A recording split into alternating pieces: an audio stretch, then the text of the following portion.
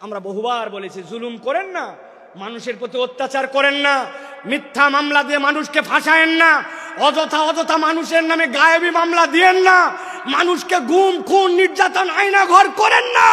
আমরা কোরআন হাদিস দিয়ে শতবার বুঝাইছি, তারা বলছে আমাদেরকে ধরে কে? আল্লাহ বলছেন ইন্না বাতশা রাব্বিকা লাশাদীদ, ধরে না, কিন্তু আল্লাহ ধরলে ছাড়ে না। সাবধান করা আমাদের দায়িত্ব। যদি না মানি, আল্লাহ বান্দার সাথে কি করবেন এটা আল্লাহর ফয়সালা, ঠিক কি না? চোখের সামনে সব প্রমাণ, আপনি তারপরে প্রমাণ খুঁজে পান না। যাদেরকে আপনি অপমান করে অপদস্থ করে দেশ থেকে বের হতে বাধ্য করেছিলেন, যাদেরকে মিথ্যা মামলা দিয়ে অন্যায় করে জাতির সামনে লাম্পট্য চরিত্রের অপবাদ দিয়ে ভিতরে ঢুকিয়েছিলেন, আল্লাহ তাদেরকে এমন সম্মানিত করেছেন, তারা আজকে মঞ্চে বক্তব্য দেয়, তাদের কথা শোনার জন্য লক্ষ মানুষ আসে। আর যারা বাধা দিয়েছিল, অন্যায় করেছিল, তাদেরকে খুঁজে পাওয়া যায় না, ঠিক না?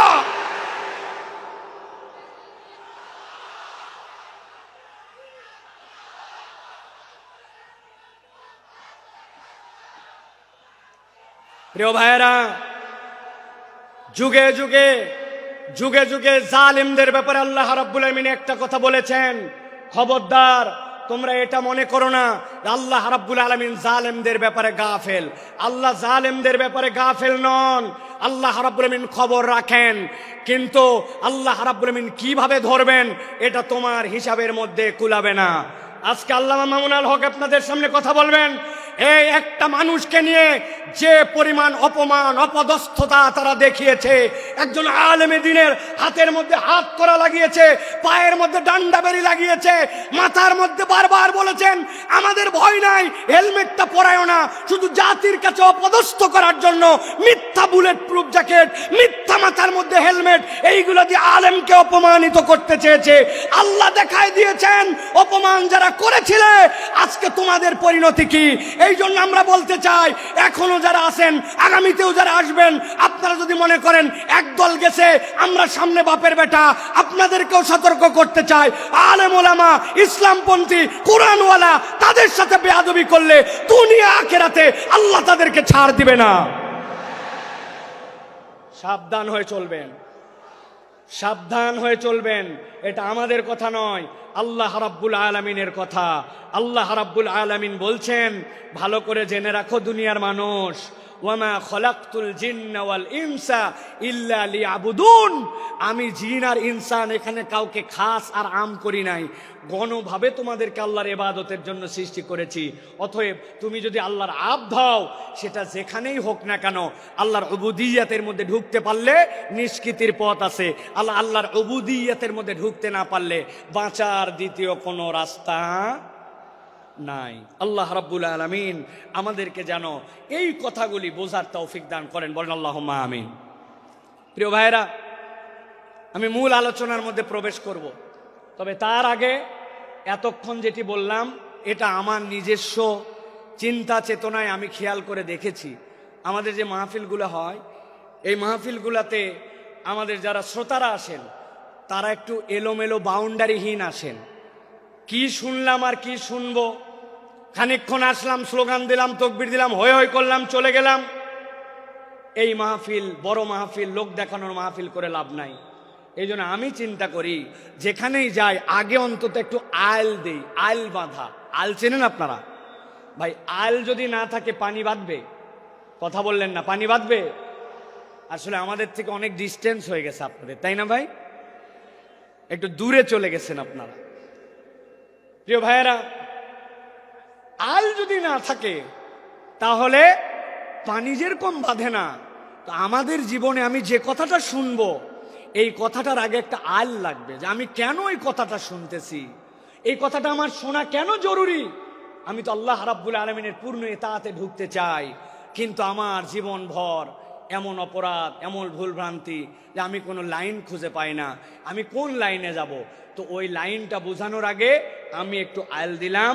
এখন আপনাদের সহযোগিতা নিয়ে আমরা সরাসরি একটু তাফসীরের মধ্যে প্রবেশ করতে চাই। আপনারা প্রবেশ করতে চান?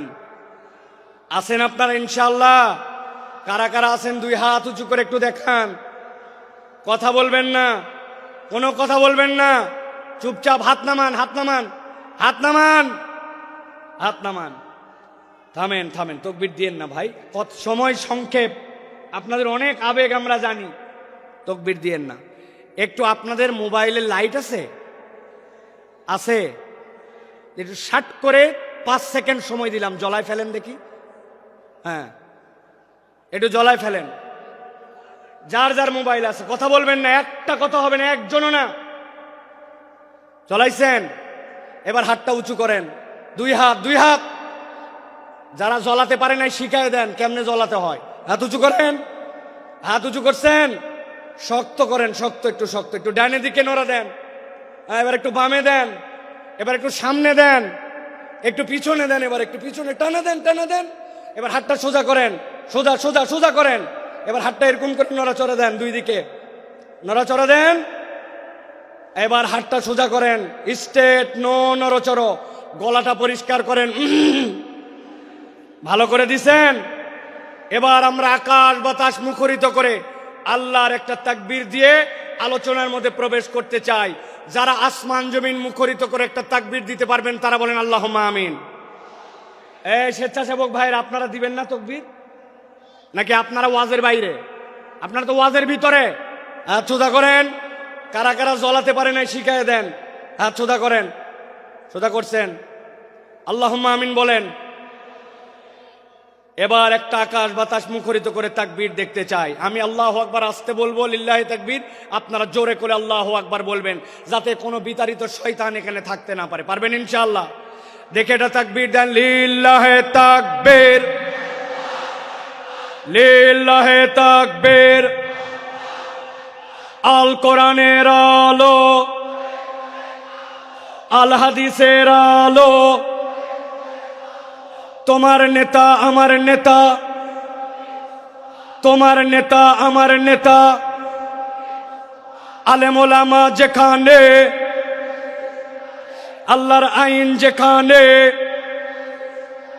লিল্লাহে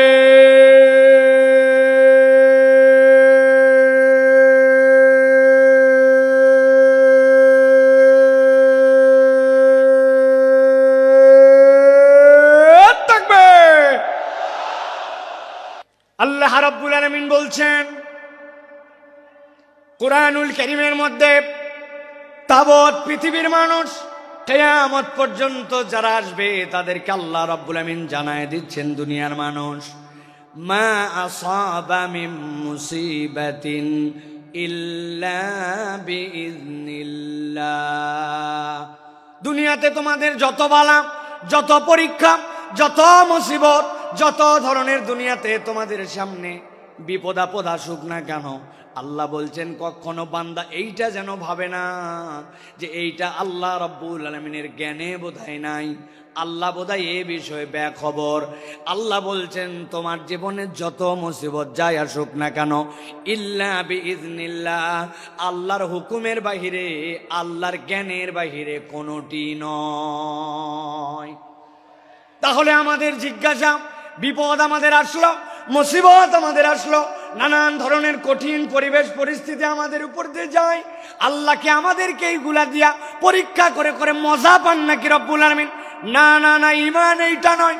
আল্লাহ বলছেন মুসিবত তোমাদের যেরকমই হোক না কেন, আমি আল্লাহ তোমাদের জন্য জানাচ্ছি, ওয়া মান ইউমিন বিল্লাহ ইয়াহদি কলবাহু, কেউ যদি একবার তার রব হিসাবে আল্লাহ রাব্বুল আলামিনের প্রতি ঈমান আনতে পারে, আল্লাহর প্রতি বিশ্বাস করতে পারে, আল্লাহকে রব হিসাবে মেনে নিতে পারে, আর অন্তর থেকে এইটার রিফ্লেকশন যদি তার চলে আসে, আল্লাহ বলছেন ইয়াহদি কলবাহু, আল্লাহ ওই বান্দার জন্য হেদায়েতের ব্যবস্থা করে দেন।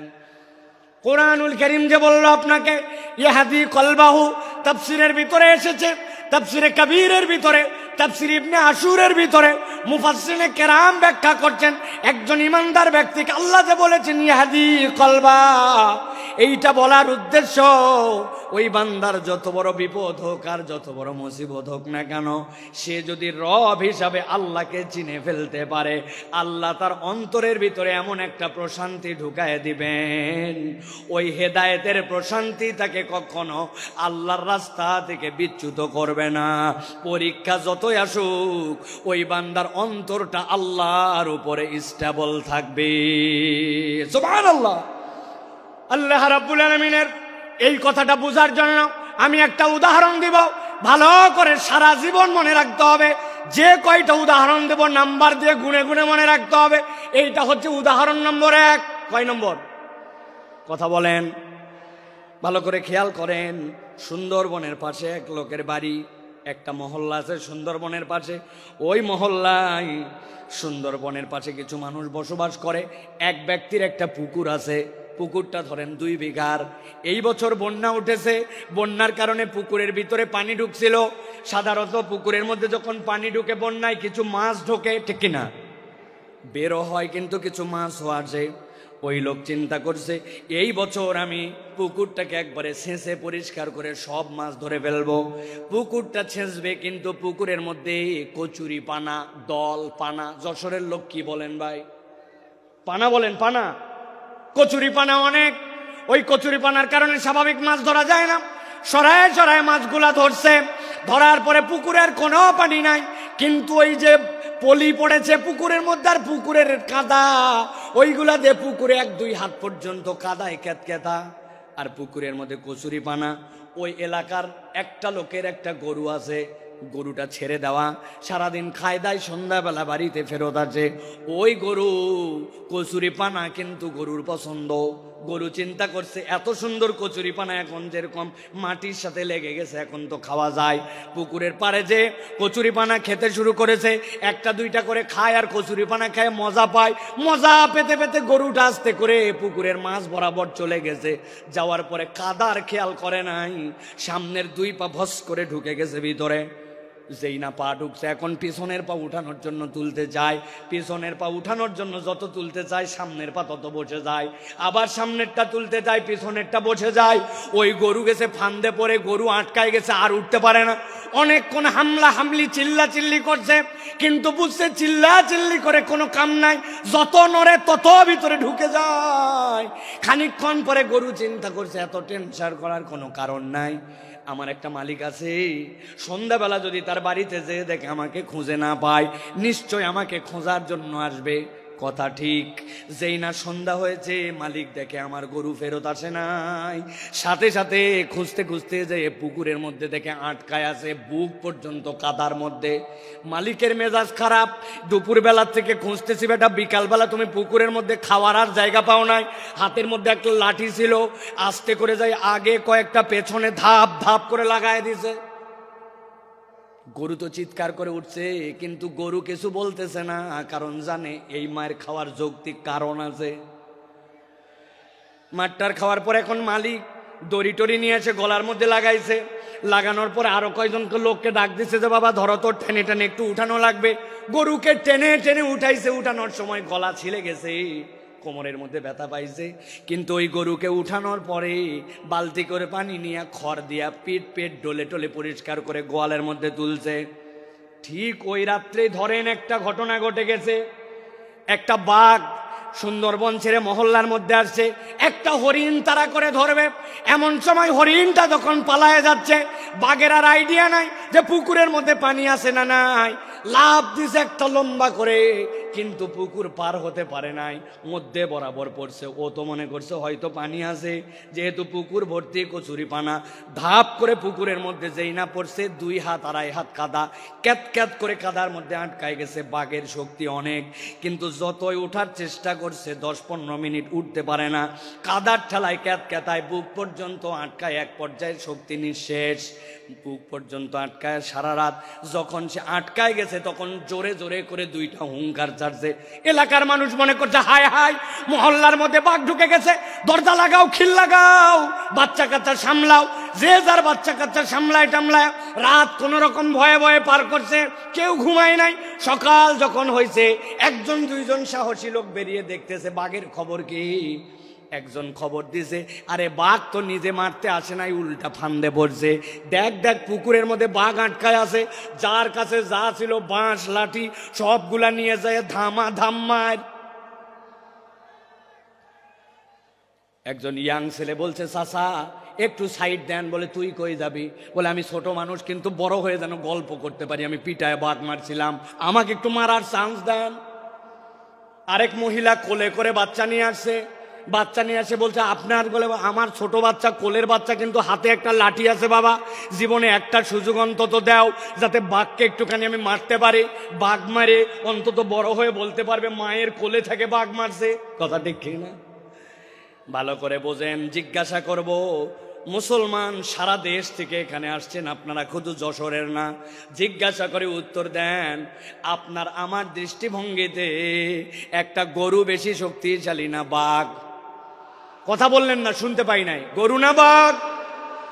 বাঘ বেশি শক্তিশালী, কিন্তু গরুর একজন স্থানীয় মালিক থাকার কারণে, একজন তত্ত্বাবধায়ক থাকার কারণে কাদার মধ্যে আটকানোর পরেও সন্ধ্যাবেলা তুলে নিয়ে গেছে। কিছু মায়ের হয়তো খাইছে, কিন্তু বিপদ থেকে উদ্ধার পাইছে। কিন্তু বাঘের স্থানীয় মালিক না থাকার কারণে যতই শক্তি থাক, আটকাইছে তো আটকাইছে, উল্টা বাঁশ জলা খায় মরা লাগছে। ঠিক না? আমার আল্লাহ রাব্বুল আলামিন বলছেন, মা আসাবা মিন মুসিবাতিন ইল্লা বিইذنিল্লাহ ওয়া মান ইউমিন বিল্লাহ ইয়াহদি কলবাহু ওয়াল্লাহু বিকুল্লি শাইইন আলীম। এই দুনিয়ার মানুষ, তুমি ভালো করে জেনে রাখো, বিপদ তোমার যত হোক, মুসিবত তোমার যত হোক, তুমি আল্লাহর প্রতি যদি ঈমান আনার মতো আনতে পারো, তোমার একজন তত্ত্বাবধায়ক আছে, যার মালিক, যার তত্ত্বাবধায়ক আল্লাহ। দুনিয়ার কেউ তাকে দাম না দিলেও ওই লোকের কোনো ভয় পাওয়ার কারণ নাই। আর যদি মনে করেন আমেরিকা আমার তত্ত্বাবধায়ক, কানাডা আমার তত্ত্বাবধায়ক, পাশের দেশ আমার তত্ত্বাবধায়ক, তাহলে আমি আপনার কাছে একটা কথা পরিষ্কার করে জানতে চাই এবং বুঝাতে চাই। বুঝে থাকলে বলবেন তো ভাই, আমেরিকা কি আল্লাহর দুনিয়ার ভেতরে না বাইরে? কানাডা কি আল্লাহর দুনিয়ার বাইরে না ভেতরে? পাশের দেশটা কি আল্লাহর দুনিয়ার ভেতরে না বাইরে? তাহলে আপনি বাংলাদেশ থেকে টপকায়া দেশের বাইরে যায় কেমনে ভাবতেছেন আল্লাহর দুনিয়ার বাইরে? ধরে না, ধরে না, ধরে না, ধরলে আল্লাহ ছাড়ে না। কেবল তো খেলা শুরু, ঠিক কি না? আপনারা ফুটবল খেলছেন না? ফুটবল খেলা কেমনে হয় দেখছেন আপনারা? সেন্টার থেকে খেলা শুরু। কোথা থেকে? সেন্টার থেকে খেলা শুরু হয়, এই পা ওই পা, এই পা ওই পা করতে করতে আস্তে করে বল যখন ডি বক্সের মধ্যে যায়, তারপরে চূড়ান্ত শট করে গোল দেওয়া হয়, ঠিক না? যারা তওবা না করে আল্লাহর কাছে ফেরত আসবে না, আর মনে করবে যে আমি অল্প একটু আয়ত্তের বাহিরে চলে গেলাম, গ্রেপ্তারের বাহিরে চলে গেলাম, দেশের বাহিরে চলে গেলাম আর বেঁচে গেলাম, আপনি আসলে বাঁচেন নাই। এখন পর্যন্ত আসল ধরাটাই খান না। ভালো করে কথা বোঝেন, ঠান্ডা মাথায় কথাগুলো বোঝেন। সময় বড় সংক্ষেপ, কিন্তু কথাগুলো অত্যন্ত আপনাদের হৃদয়ের মধ্যে নিয়ে যাওয়ার। এখন কথা হলো বিপদ আল্লাহ রাব্বুল আমিনের নলেজের মধ্যে। আল্লাহ রাব্বুল আমিন ইমানদারকে উদ্ধারও করে দিতে চান। আল্লাহ রাব্বুল আমিন ওই বান্দার সকল বিষয় খবর রাখেন। এ বিষয় কি আমরা একমত? ঠিক আছে। এবার আল্লাহ বলছেন, আমার বান্দা, তোমাকে আমি বিপদ থেকে বাঁচায় দিতে চাই, তোমাকে আমি উদ্ধার করে দিতে চাই। আমি রব্বুল আমিন তোমাকে কল্যাণের রাস্তা দেখাতে চাই। কিন্তু রব্বুল আমিন বলছেন, আমি বান্দাকে যখন বাঁচাতে চাই, আমি রব্বুল আলামিনের একটা তরিকা আছে। উদাহরণ নম্বর 2। কয় নম্বর?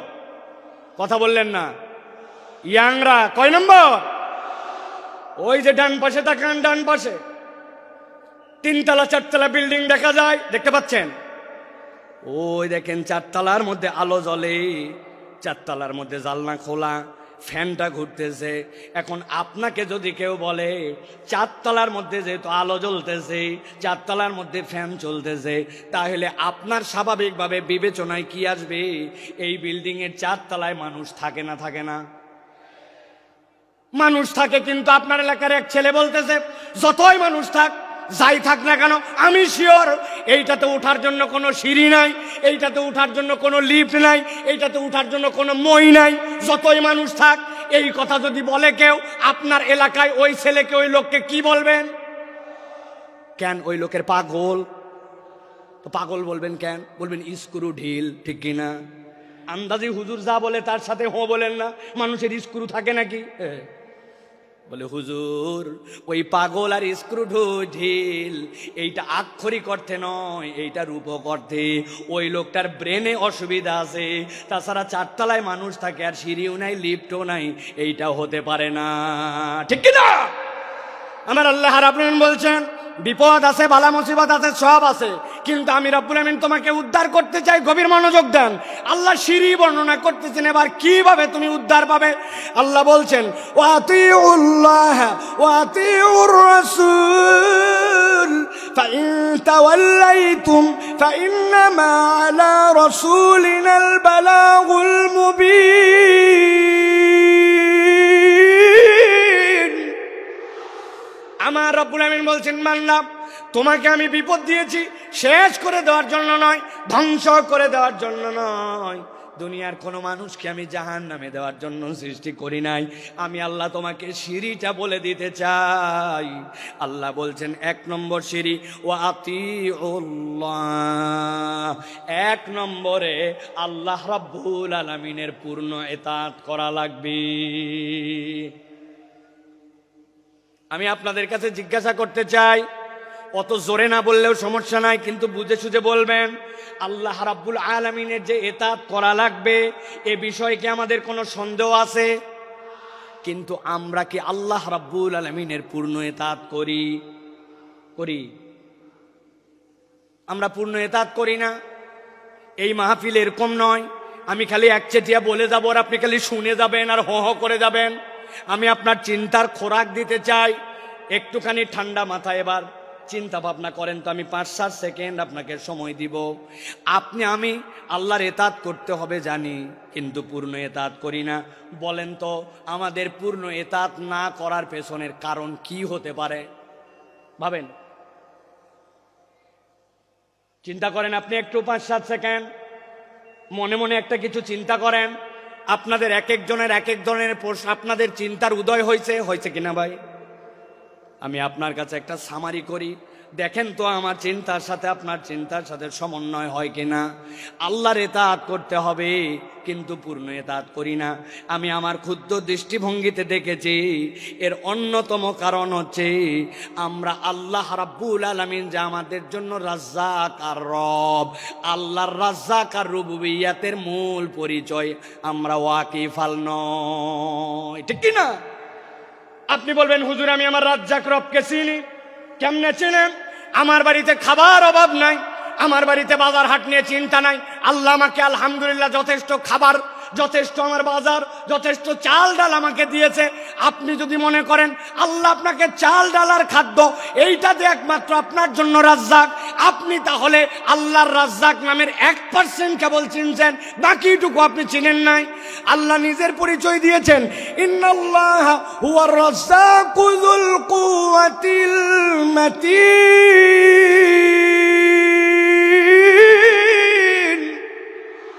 আল্লাহ বলছেন বান্দা জেনে রাখো আমি তোমার এমন রব যুল কুওয়াতিল মাতিন, যেই রবের রাজ্জাকের ব্যাপারে তুমি বান্দা বেখবর। আমি আপনার কাছে একটু বুঝাতে চাই যে রাজ্জাকের, আল্লাহর এই রাজ্জাকের বোধ আমার মধ্যে আসলে আমি কিভাবে আল্লাহকে মেনে নিতাম। একটু ঠান্ডা মাথায় আপনাদের কাছে জিজ্ঞাসা করব, আপনারা বুঝে সুঝে উত্তর দিবেন। আপনাদের বাড়িতে বাথরুমে আপনারা স্যান্ডেল ব্যবহার করেন? কথা বলেন। বাথরুমের টয়লেটে স্যান্ডেল ব্যবহার করেন? আমরা তো অন্তত বাঙালিরা আলহামদুলিল্লাহ দিকে আগায়া পার্শ্ববর্তী দেশের কথা বাদ দিলাম, ওরা এখন পর্যন্ত তো খালি টয়লেটে বাথরুম করুন বাথরুম করুন এই বিজ্ঞাপনই শেষ করতে পারে নাই, ওরা এখনো তো সভ্যই হতে পারে নাই। কিসের আন্দাজি ফাপড় দালালি করো, তোমরা এখনো জায়গা মতো বাথরুম করতে শিখো নাই। মুখ ঢাকায় বসে থাকে, পিছনে সবাই দেখে, মনে করে আমি দেখতেছি না মানে কেউ দেখতেছে না। ভালো করে বোঝেন, আপনার আমার টয়লেটের মধ্যে বাথরুমের মধ্যে স্যান্ডেল আছে, আছে না? বলবেন হুজুর বাথরুমের টয়লেটের স্যান্ডেলের সাথে আবার রাজ্জাক কেমনে বুঝলেন? ভালো করে খেয়াল করেন, আপনাকে বলছে আপনার স্ত্রী, আপনার মা, বাবারে তোর আব্বা বাথরুমে গেছিল, পা পিছলায় গেছে। কেন পা পিছলালো মা? জুতার তলাটা ক্ষয়ে গেছে রে বাপ, নতুন একটা স্পঞ্জ স্যান্ডেল নিয়ে আসিস তো, কেননা জুতা দেখতেছি নিচে পিছলা হয়ে গেছে। আপনার আমার এরকম হয় কিনা? আপনার আমার জুতার তলা পিছলা হয়। কতটুকু আপনি বাথরুমে স্যান্ডেল ব্যবহার করেন একবার খেয়াল করে দেখেন। ঢুকলেন একটু, পড়লেন একটু, বেরোলেন, কিন্তু ওই জুতার তলা খোয়ায় যায় 6 মাস টিকে না।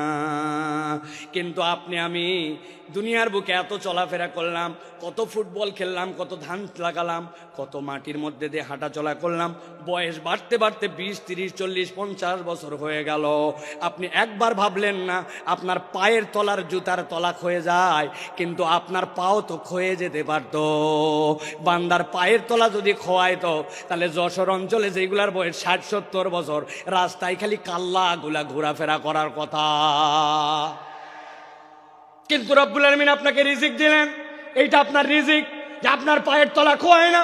19 বছর হলেই চুল রাখছি মাথায়, সুন্নত, কিন্তু এই চুল বড় হওয়ার পরে কাটছি কত শতবার, হিসাব নাই। কিন্তু আপনি কল্পনা করছেন মাথার চুল কত কাটলেন, কিন্তু ভুরুর চুল কতবার কাটা লাগছে? না, আপনার ভুরুর চুল কাটা লাগে নাই, মাথার চুল কাটা লাগছে। যেখানে যা করা লাগবে রব্বুল আমিন এইগুলা সমন্বয় করে আপনার জন্য দিলেন। আঙ্গুল, এই নখগুলো আপনি কত কাটলেন, বুধবার, বৃহস্পতিবার, শুক্রবারে আসার আগে, আপনি জুমাবারে আসার আগে নেলগুলা কেটে ফেলেন। নখগুলা বাড়লো, কিন্তু ওই 2 বছর বয়সে আপনার দাঁত উঠে গেছে। অনেক বাচ্চা কাচ্চার 13-14 মাসেও দাঁত উঠে যায়। ওই দাঁত উঠার পরে এই যে আমার দাঁত এই পর্যন্ত এসে দাঁড়ায় গেল, 70 বছর দাঁত আর বাড়লো না, কিন্তু নখ বেড়ে গেল। কে আপনার এইটা নিয়ন্ত্রণ করে? আল্লাহ বলছেন তুমি চিনতে পারো নাই, তোমার রব যিনি রাজ্জাক তিনি এইগুলা তোমার জন্য নিয়ন্ত্রণ করে। ভালো করে বোঝেন, আল্লাহ বলছেন আতিউল্লাহ, আল্লাহকে ইতাআত করো। আর আপনি আল্লাহ রাব্বুল আলামিনের কোন নিয়ামত খুঁজে পান না? আপনি কখনো কল্পনা করেন নাই যে দুনিয়ার মানুষ যা কিছু করে অবচেতন মনে বেশি করে? বুঝাতে পারি নাই? মানুষ চেতন মনে নয়, অবচেতন মনে বেশি কাজ করে। বলবেন হুজুর কেমনে? ভালো করে খেয়াল করেন। এই যে Sakina medical, Ad-din medical college হাসপাতাল, বুকের মধ্যে ব্যথা আপনার, ডাক্তারের কাছে আসছেন, ডাক্তার বলছে আপনার বুকের সমস্যা, হার্টে, তবে এটা বাঁচার উপায় আছে। কি উপায় ডাক্তার সাহেব? বলেন আমি আরো বাঁচতে চাই। পরামর্শ দিছে, কোনো টেনশন নাই, তবে একটা সাবধানতা অবলম্বন করতে হবে। 1 মিনিটে আপনাকে শ্বাস নিতে হবে 20 বার। যদি 21 বার নেন ঝামেলা আছে, আর যদি 19 বার নেন ঝামেলা আছে। এখন আপনি বাড়িতে আসছেন প্রেসক্রিপশন নিয়ে, এরপরে আপনি এখন হাতে সব সময় শুধু ঘড়ি, কারণ আপনাকে 1 মিনিটে কয়বার শ্বাস নিতে বলছে? 20 বার। 21 বার নিলেও ঝামেলা, 19 বার নিলেও ঝামেলা। ওই লোক এখন নিঃশ্বাস নাই, 1, 2, 3, 4, 5, 6, 8, 9, 10, সারাদিন খালি গুনে আর নিঃশ্বাস নেয়। 1-1.5 ঘন্টার বেশি এই গুনার হিসাব মিলাতে পারবেন না। আপনি যদি গুনে গুনে নিঃশ্বাস নেওয়া লাগতো, দুনিয়ার বুকে 2 ঘন্টাও টিকে থাকা সম্ভব নয়। এইগুলো অবচেতন ভাবে রব্বুল আলামিন সব নিয়ন্ত্রণ করেন। যিনি নিয়ন্ত্রণ করেন তিনি রব, তিনি আপনাকে আমাকে এই রিজিক দিয়া রাখছেন, ঠিক না? যশোর অঞ্চলে পিঠার অঞ্চল, ঠিক না ভাই? পিঠাপুলি জামাইরে খাওয়ান তো আপনারা, না খাওয়ান না? বাদ দিছেন না? এখনো খাওয়ান, জামাইরে খাওয়াই। খেজুরের রসের অঞ্চল, অদ্ভুত আল্লাহ নিয়ামত দিয়েছেন। এই নিয়ামতকে রব্বুল আলামিন ভরপুর করে দিয়েছেন। এক জামাই আপনার এলাকায় আসছে, সকালবেলা শাশুড়ি পিঠা খাইতে দিছে। উনি বলছে আম্মা আমার পিঠা কোথায় দেন? বলছে জামাই চোখ খোল। বলছে আম্মার দুঃখের কথা বলেন না, গতকালকে তাড়াহুড়া করে আসছি, আসার সময় চোখের চার্জার আনতে ভুলে গেছি। কি আপনার চোখ যদি চার্জার দিয়ে চার্জ দেওয়া লাগতো, আপনার মোবাইল একদিন গেলে বন্ধ হয়ে যায়, অথচ সারাদিনে 22,000 বার চোখের পলক ফেলছেন। একটা পলকের ডিউরেশন সর্বোচ্চটা 24 সেকেন্ড হতে পারে, যেটাকে পলক হিসাবে কাউন্ট করা হয় সময়ের ক্ষেত্রে। কিন্তু আপনি 22,000 বার চোখের পলক ফেলেছেন, কোনোদিন হিসাব করেন নাই যিনি এইটা অকৃত্রিমভাবে খরায় যাচ্ছেন তিনি আপনার আমার রব রাজ্জাক। সুবহানাল্লাহ বলেন। 4টা জিনিস জিজ্ঞাসা করব, উত্তর দিতে হবে আপনাদেরকে। রেডি আছেন সবাই? রেডি? বলেন তো ভাই, ঝালের স্বাদ কেমন? ঝাল ঝাল। কাঁচা মরিচের স্বাদ কেমন? লবণ। বললেন না? রসগোল্লা, করল্লা। এখানে ডাক্তার সাহেব মহিউদ্দিন ভাই আছে না? অনেক ডাক্তার আছে না? তাদের কাছে যে শুনবেন, আপনি ঝাল খান, লবণ খান, যাই খান, তিতা খান, মিষ্টি খান, পেটের মধ্যে যেই না দিয়েছেন, সাথে সাথে আপনার কতকগুলা টক্সিন আসবে। আসার পরে ওইগুলো এটাকে মন্ডু বানাবে। মন্ডু বানানোর পরে ওইটাকে পেটের মধ্যে দিয়ে চিপে চিপে চিপে চিপে আস্তে করে যাবে। ওই রসগুলা যেই না বের হবে, ওইগুলা গ্লুকোজ হবে, ওইগুলা সব চিনিতে রূপান্তর হয়ে যাবে। যেই না আপনার পেটের মধ্যে চিনি হয়ে গেল, এরপরে আপনার চোখের জন্য যেইটা লাগবে, আপনার হার্টের জন্য যেইটা লাগবে, কিডনির জন্য যেইটা লাগবে, আপনার অঙ্গ প্রত্যঙ্গের জন্য যেখানে যেইটা লাগবে সেইটা অটোমেটিক সার্কুলেট হয়। আপনি বলতেছেন এইটা আবার এমন কি? আমি অনেক সময় মজা করে বলি, এখানে আমার অনেক বাইকার বন্ধু আছে যারা মোটর সাইকেল চালায়, আছে কিনা? হঠাৎ করে দেখে মোটর সাইকেল বন্ধ হয়ে গেছে, এদিকে কাট ওদিকে কাট, ঝোঁকা ঝুঁকি, দেখে নাই কি নাই। কথা বললেন না? অকটেন নাই, পেট্রোল নাই, ঠিক না? চিন্তা করছে অকটেন নাই, পেট্রোল নাই, তাই কি অনেকক্ষণ ধরে আমার সেই রকম প্রস্রাব চাপছে, আমার নিজের ভিতরে যথেষ্ট পরিমাণে এখন পানি আছে, উনি আস্তে করে ট্যাঙ্কি খুলে ভিতরে ঢুকায় দিয়ে কাম ছাড়ছে। বলেন তো ভাই, নিজের প্রস্রাব দিয়া মোটরসাইকেল চলবে তো? ও ভাই বুঝেন না মনে হয়, চলবে না। কেন চলবে না? আমার মোটরসাইকেল, আমার প্রস্রাব চলবি না মানে? বলে হুজুর, মোটরসাইকেল চলার জন্য আলাদা করে পেট্রোল লাগে, ব্রেক করার জন্য ব্রেক অয়েল লাগে, ইঞ্জিনের জন্য ইঞ্জিন অয়েল লাগে। এক জিনিসের কত ফাংশন আলাদা আলাদা করে আপনাকে দিতে হয়। আর আপনি খেয়ে নিচ্ছেন, আপনার বডিটাকে চলানোর জন্য আপনাকে টেনশন করতে হয় না, সবগুলোকে প্রক্রিয়া করে রব্বুল আলামিন চলান। আল্লাহ বলছেন, বান্দা যদি একবার বুঝতো যার নির্দেশে আর যার পথ নির্দেশে তার শরীরটা চলে, তাইলে এই কৃতজ্ঞতা যদি তার মধ্যে ঢুকে যেত, ওই বান্দা কখনো আল্লাহর ইতাআতকে ছাড়তে পারে না, ঠিক না? আমার আল্লাহ রাব্বুল আলামিনের জন্য বলছেন, ওয়াতিউল্লাহ ওয়াতিউর রাসূল ফাইন তাওয়াল্লাইতুম ফাইন্নামা আলা রাসূলিনাল বালাগুল মুবিন।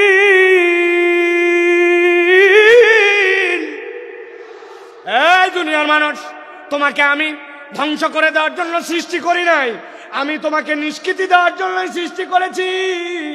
তবে আমি তোমার জন্য সিঁড়ি বলে দিচ্ছি। 1 নম্বর সিঁড়ি হচ্ছে আতিউল্লাহ, আল্লাহর ইতাআত তোমার জীবনে লাগবে। আর আল্লাহর অনুসরণ করার পরে আল্লাহর অনুসরণটা আমার নবীর তরিকায় হওয়া লাগবে।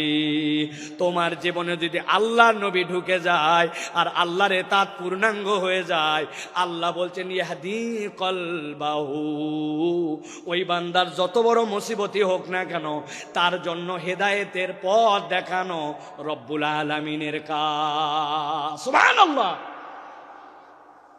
আল্লাহ সাথে সাথে এটাও বলছেন, তোমাদের মধ্যে কতগুলা গাদ্দার আছে, পণ্ডিত আছে, শুনলাম না আল্লাহর কথা, না শুনলে কি হবে?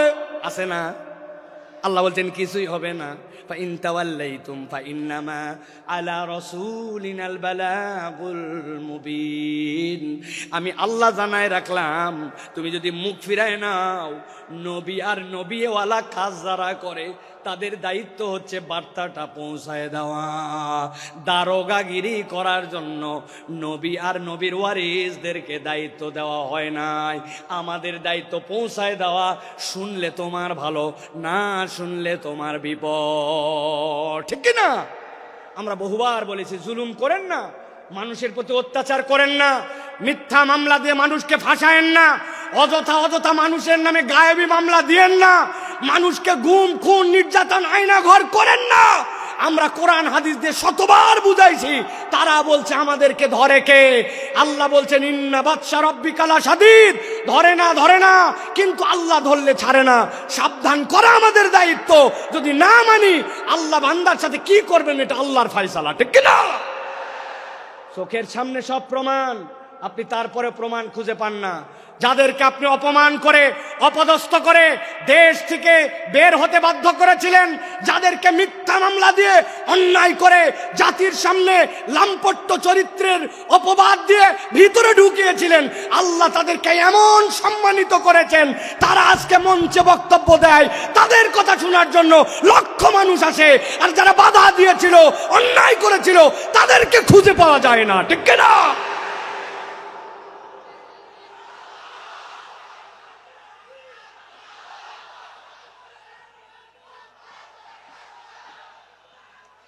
প্রিয় ভাইয়েরা, যুগে যুগে জালিমদের ব্যাপারে আল্লাহ রাব্বুল আলামিন একটা কথা বলেছেন, খবরদার তোমরা এটা মনে করো না আল্লাহ রাব্বুল আলামিন জালেমদের ব্যাপারে গাফেল।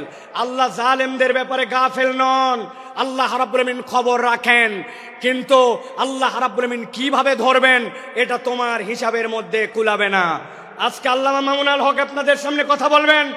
এই একটা মানুষকে নিয়ে যে পরিমাণ অপমান অপদস্থতা তারা দেখিয়েছে, একজন আলেমে দ্বীনের হাতের মধ্যে হাত করা লাগিয়েছে, পায়ের মধ্যে ডান্ডা বেরি লাগিয়েছে, মাথার মধ্যে বারবার বলেছেন আমাদের ভয় নাই, হেলমেটটা পরায়ও না, শুধু জাতির কাছে অপদস্থ করার জন্য মিথ্যা বুলেট প্রুফ জ্যাকেট, মিথ্যা মাথার মধ্যে হেলমেট, এইগুলো দিয়ে আলেমকে অপমানিত করতে চেয়েছে। আল্লাহ দেখায় দিয়েছেন অপমান যারা করেছিলে আজকে তোমাদের পরিণতি কি। এই জন্য আমরা বলতে চাই, এখনো যারা আছেন, আগামীতেও যারা আসবেন, আপনারা যদি মনে করেন একদল গেছে আমরা সামনে বাপের বেটা, আপনাদেরকেও সতর্ক করতে চাই, আলেম ওলামা ইসলামপন্থী কোরআনওয়ালা তাদের সাথে বেয়াদবি করলে দুনিয়া আখিরাতে আল্লাহ তাদেরকে ছাড় দিবে না। সাবধান হয়ে চলবেন, সাবধান হয়ে চলবেন। এটা আমাদের কথা নয়, আল্লাহ রাব্বুল আলামিনের কথা। আল্লাহ রাব্বুল আলামিন বলছেন, ভালো করে জেনে রাখো দুনিয়ার মানুষ, ওয়ামা খলাকতুল জিন্না ওয়াল ইনসা ইল্লা লিয়াবুদুন, আমি জিন আর ইনসান এখানে কাউকে খাস আর আম করি নাই, গণভাবে তোমাদেরকে আল্লাহর ইবাদতের জন্য সৃষ্টি করেছি। অতএব তুমি যদি আল্লাহর আব্দ হও, সেটা যেখানেই হোক না কেন, আল্লাহর উবুদিয়্যাতের মধ্যে ঢুকতে পারলে নিষ্কৃতির পথ আছে।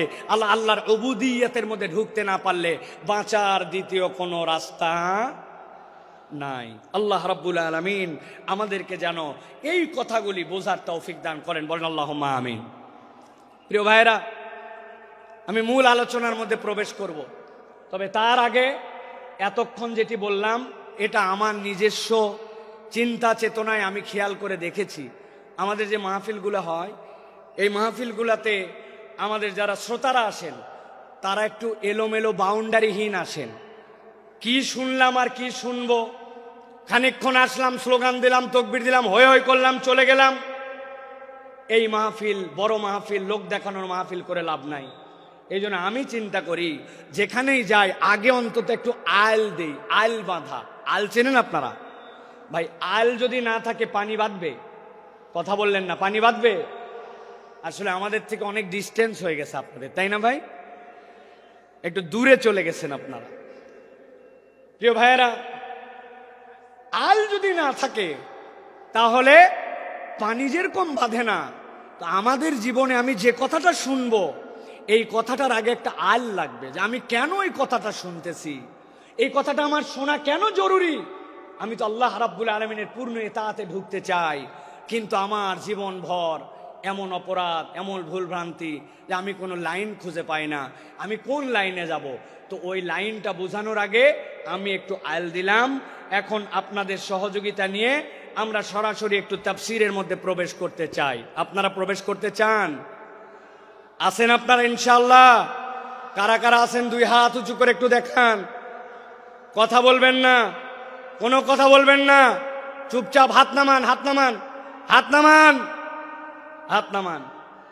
থামেন থামেন, তকবির দিয়েন না ভাই, কত সময় সংক্ষেপ, আপনাদের অনেক আবেগ আমরা জানি, তকবির দিয়েন না। একটু আপনাদের মোবাইলের লাইট আছে আছে একটু শাট করে 5 সেকেন্ড সময় দিলাম, জ্বলায় ফেলেন দেখি। হ্যাঁ, একটু জ্বলায় ফেলেন। যার যার মোবাইল আছে কথা বলবেন না, একটা কথা হবে না, একজনও না। জ্বলাইছেন? এবার হাতটা উঁচু করেন, 2 হাত 2 হাত। যারা জ্বলাতে পারে নাই শিখাই দেন কেমনে জ্বলাতে হয়। হাত উঁচু করেন, হাত উঁচু করছেন, শক্ত করেন, শক্ত, একটু শক্ত, একটু ডানের দিকে নড়া দেন, এবার একটু বামে দেন, এবার একটু সামনে দেন, একটু পিছনে দেন, এবার একটু পিছনে টানা দেন, টানা দেন। এবার হাতটা সোজা করেন, সোজা সোজা সোজা করেন। এবার হাতটা এরকম করে নড়াচড়া দেন, 2 দিকে নড়াচড়া দেন। এবার হাতটা সোজা করেন, স্ট্রেট, নো নড়চড়। গলাটা পরিষ্কার করেন, ভালো করে দিছেন। এবার আমরা আকাশ বাতাস মুখরিত করে আল্লাহর একটা তাকবীর দিয়ে আলোচনার মধ্যে প্রবেশ করতে চাই। যারা আসমান জমিন মুখরিত করে একটা তাকবীর দিতে পারবেন তারা বলেন আল্লাহুম্মা আমিন। এই স্বেচ্ছাসেবক ভাইরা, আপনারা দিবেন না তাকবীর? নাকি আপনারা ওয়াজের বাইরে? আপনারা তো ওয়াজের ভিতরে। হাত সোজা করেন। কারা কারা জ্বলাতে পারে নাই শিখায় দেন, হাত সোজা করেন। সোজা করছেন, আল্লাহুম্মা আমিন বলেন। এবার একটা আকাশ বাতাস মুখরিত করে তাকবীর দেখতে চাই। আমি আল্লাহু আকবার আসতে বলবো, লিল্লাহি তাকবীর, আপনারা জোরে করে আল্লাহু আকবার বলবেন, যাতে কোনো বিতাড়িত শয়তান এখানে থাকতে না পারে। পারবেন ইনশাআল্লাহ? দেখে এটা তাকবীর দেন, লিল্লাহি তাকবীর, লিল্লাহি তাকবীর। আল কোরআনের আলো, আল হাদিসের আলো, তোমার নেতা আমার নেতা, তোমার নেতা আমার নেতা, আলেম ওলামা যেখানে, আল্লাহর আইন যেখানে, লিল্লাহে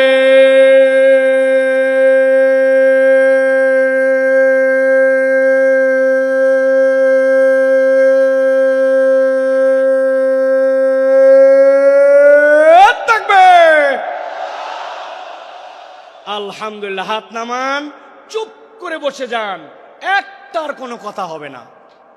এখন আমরা বিতাড়িত শয়তান থেকে আশ্রয় প্রার্থনা করে সরাসরি কোরআনুল কারীমের মধ্যে প্রবেশ করব।